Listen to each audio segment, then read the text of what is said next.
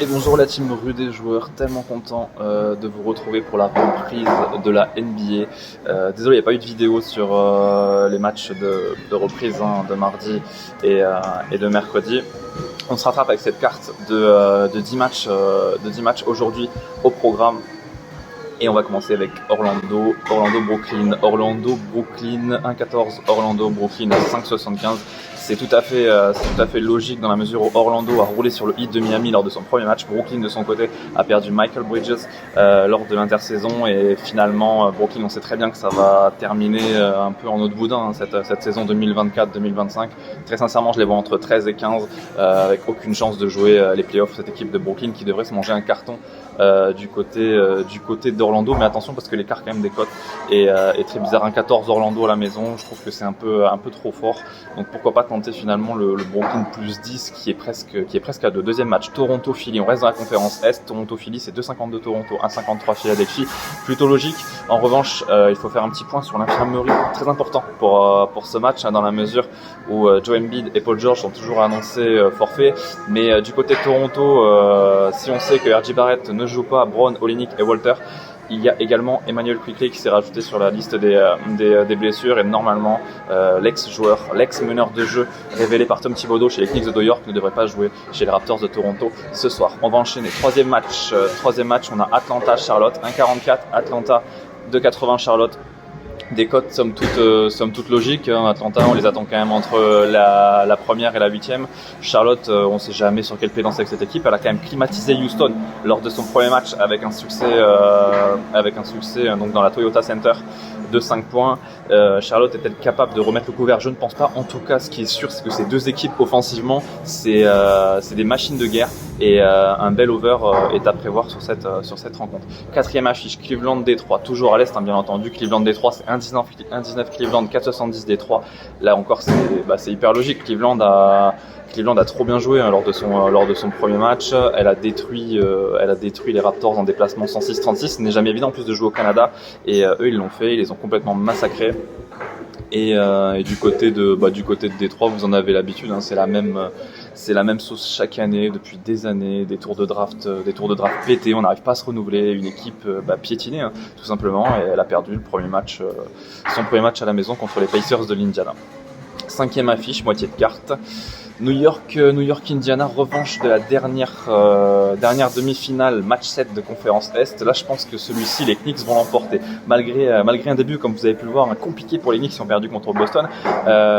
Cette équipe, elle est revancharde, elle a progressé dans son approche, dans l'approche de son recrutement, avec des recrues tels que Michael Bridges et Karl Anthony Towns. On le sait, c'est une équipe qui est bien plus offensive à présent, et pour moi, elle devrait rouler vraiment sur Indiana avec un écart sympa à la clé.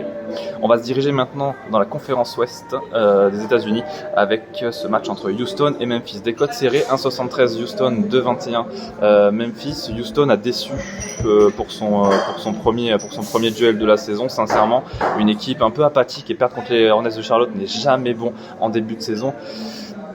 C'est le problème du côté de Memphis, même si je vais tenter Memphis parce que la cote elle est à 2,21, mais honnêtement il y a Luke Kennard qui est blessé, on a Jaren Jackson Jr. qui est toujours douteux, même pas incertain, il est douteux, donc il ne devrait pas jouer. Des mecs de la rotation comme Spencer et Williams ne devraient pas jouer également.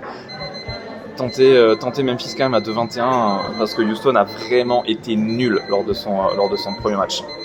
On enchaîne avec Milwaukee-Chicago, 1,24 Milwaukee, 4,40 Chicago. Là, c'est de la logique. Milwaukee dominatrice à Philadelphie, malgré les absences de Joe Embiid et Paul George, et des Bulls qui normalement cette année vont rien faire du tout. Ils ont perdu leur premier match d'ailleurs contre les Pels 123-111. Logiquement, Milwaukee avec le petit écart, ça devrait passer normalement. Utah-Golden State, je trouve très surprenante cette cote quand on regarde les deux premiers matchs des deux équipes. Honnêtement, Golden State a été monstrueuse du côté de Portland. Alors Portland, ça reste Portland, c'est une équipe quand même assez faible, Portland cette année, mais ils ont quand même gagné. Et du côté du Jazz, bien entendu, ils ont perdu à la maison contre les Grizzlies. Golden State devrait enchaîner quand même avec une deuxième victoire a priori, pas d'absence majeure, mise à part Curry qui reste incertain, ça c'est quand même pas terrible. Mais honnêtement, je tenterai quand même Golden State, peu importe Curry ou pas. Golden State a montré une force collective impressionnante lors de son premier match d'ouverture. Los Angeles Phoenix 1,77 LA, Phoenix à 2,06, des cotes encore une fois logiques. Les Lakers nous ont impressionnés lors de leur premier match où ils ont tapé les Wolves de Minnesota en Californie, et du côté des Suns on a remporté son premier match aux prolongations suite à un tir de Kevin Durant qui était parti arracher la prolongation chez les Clippers de LA. Donc victoire 116-113. Est-ce que les Suns sont capables de remettre le couvert du côté des Lakers pour une deuxième victoire à Los Angeles? Je suis pas sûr. Je pense que Los Angeles a très bien joué à la maison. Ça reste du très solide et ils peuvent l'emporter. Dernier match de cette carte NBA. Portland-New Orleans. Peut-être ma grosse confiance honnêtement parce que Portland a été tellement nul lors de son premier match, mais il n'y avait rien dans cette équipe. Il n'y avait rien, aucune ambition collective, aucune envie.